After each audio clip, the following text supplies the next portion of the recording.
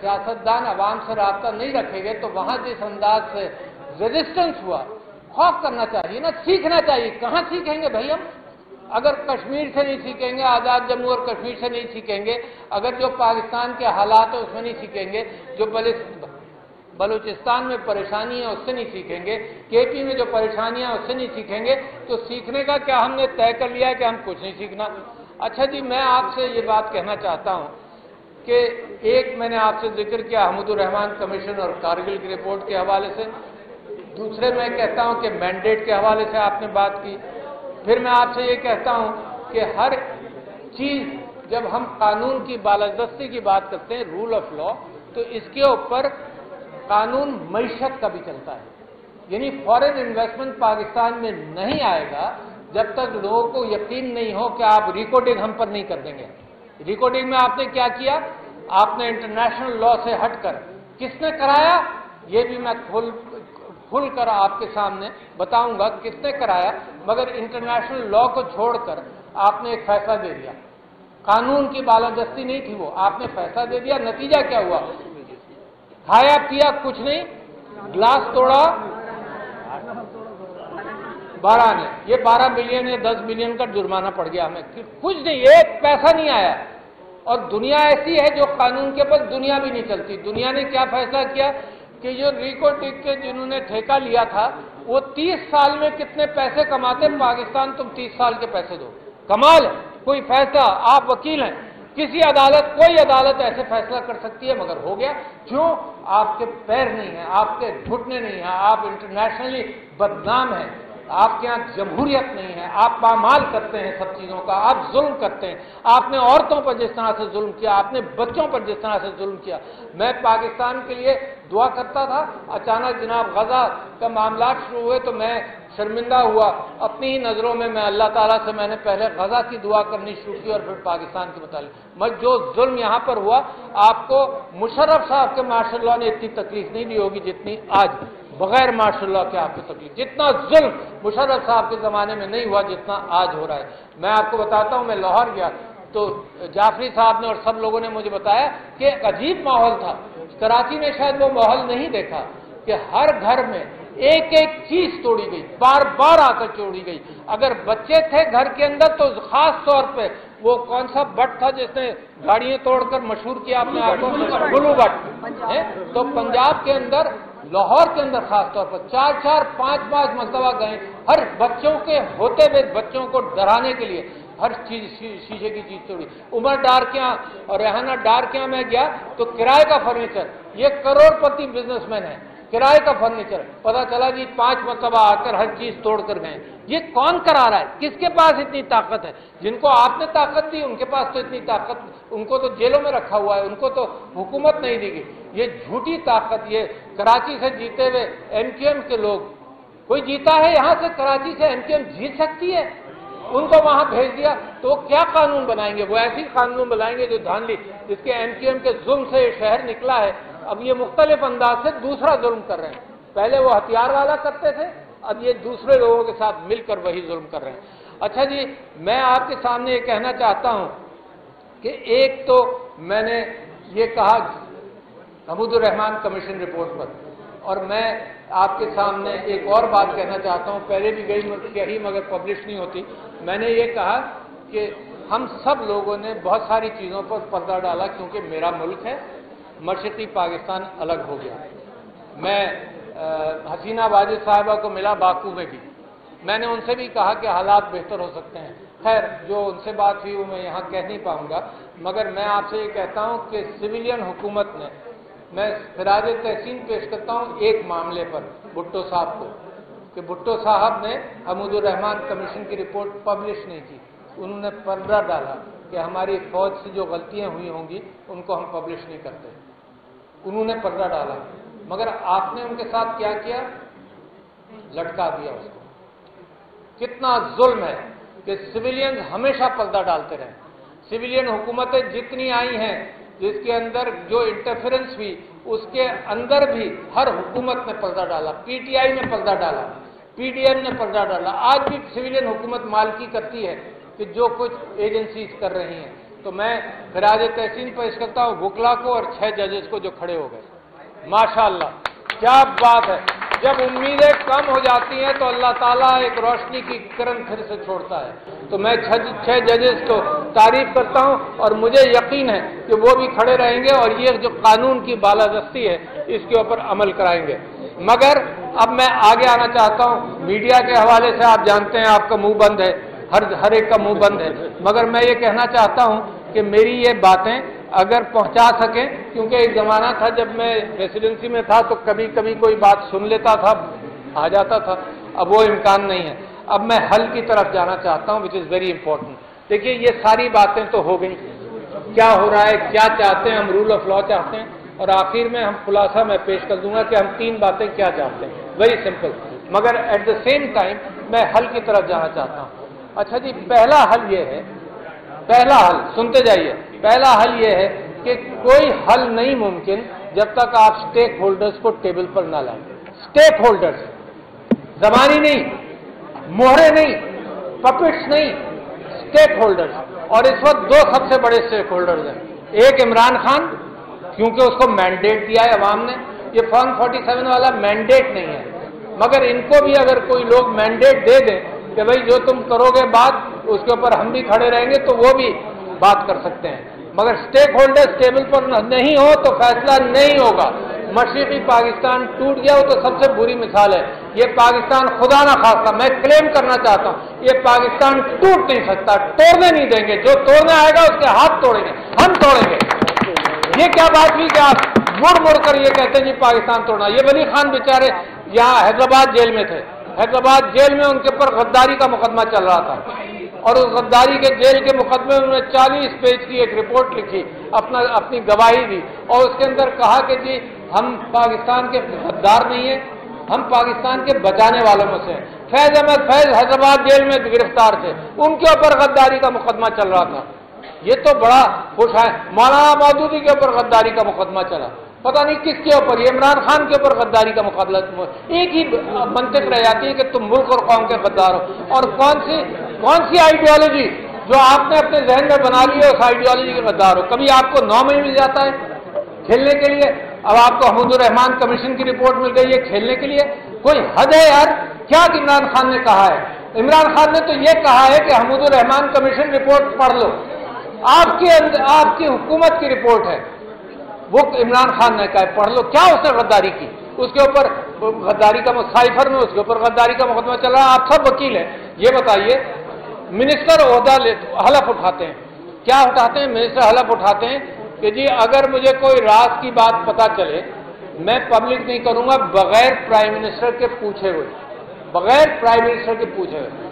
Prime minister کیا حلف اٹھاتا ہے کہ جو چیزیں مجھے پتہ چلیں گی وہ میں عوام کو وہ بات بتاؤں گا جس میں میں سمجھتا ہوں کہ عوام کے فائدہ ہوگا, عوام کے حق میں. میں سمجھتا ہوں, کوئی سیکشن آفیسر نہیں, کوئی فارن منسٹری نہیں, کوئی سیکرٹری نہیں, یہ پرائم منسٹر کا فیصلہ ہے. اور اگر عمران خان نے فیصلہ کیا کہ کوئی بات کہنی ہے تو اس نے حلف اٹھایا ہے کہ میں کہوں گا.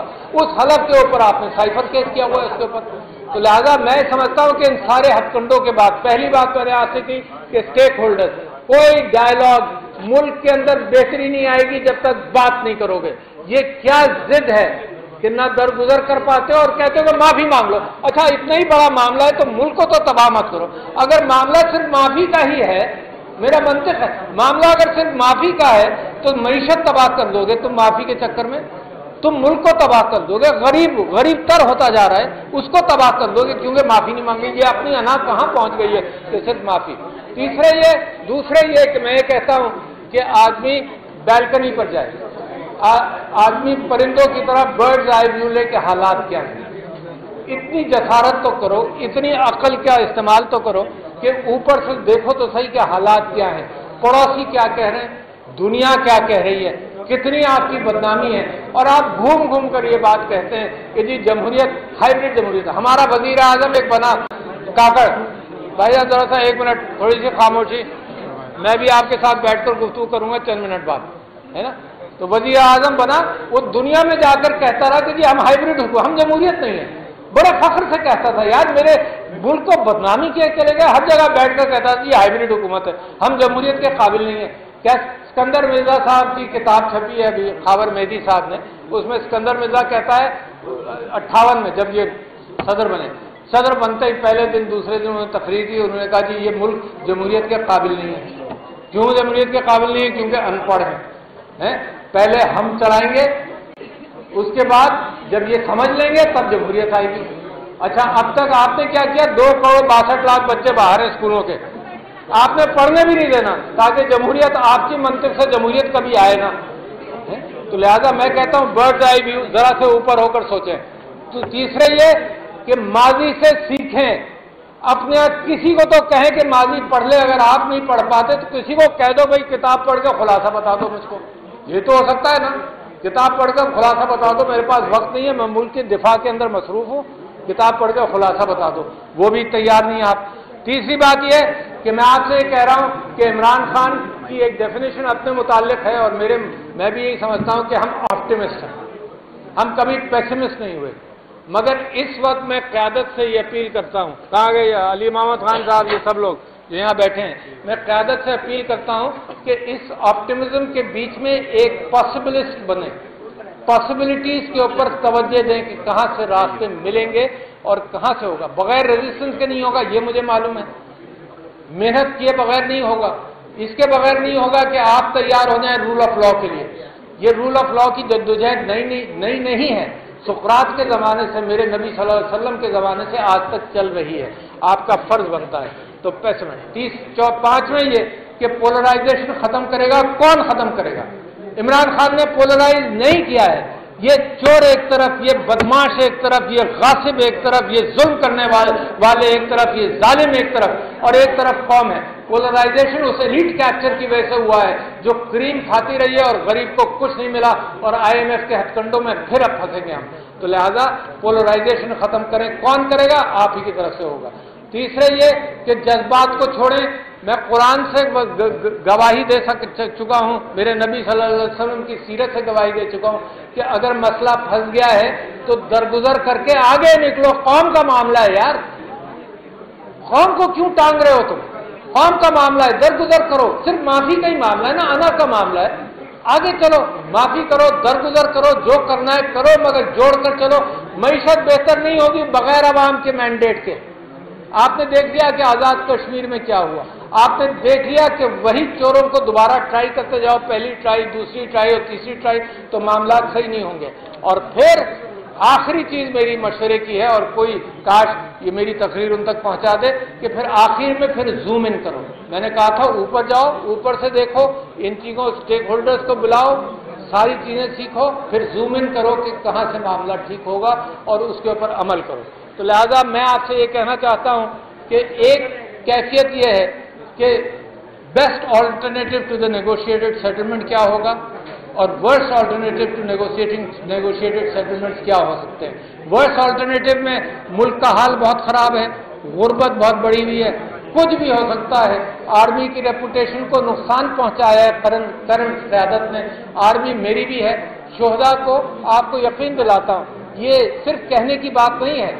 आरिफ अलवी, इमरान खान का सिपाही, जब प्रेसिडेंसी में था तो मैं आपसे कसम खा के कहता हूं कि हर शहीद के घर पर मैं तो गया या फोन किया, हर शहीद के, लोग जानते हैं, सैकड़ों को मैंने फोन किया।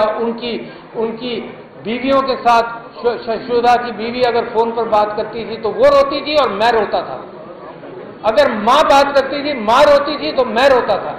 तो ये ठेकेदारी शहीदों की कैसे अचानक एक हाथ में चली गई? हम हैं जो शहीदों की कदर करते हैं, सबकी हम कदर करेंगे।